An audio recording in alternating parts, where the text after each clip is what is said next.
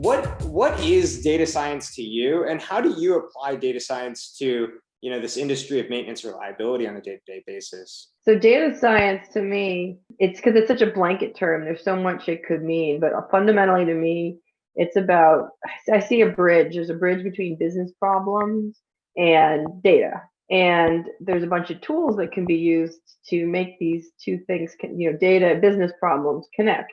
And those tools can be in software infrastructure, analytics platforms, to algorithms, machine learning, statistics toolboxes.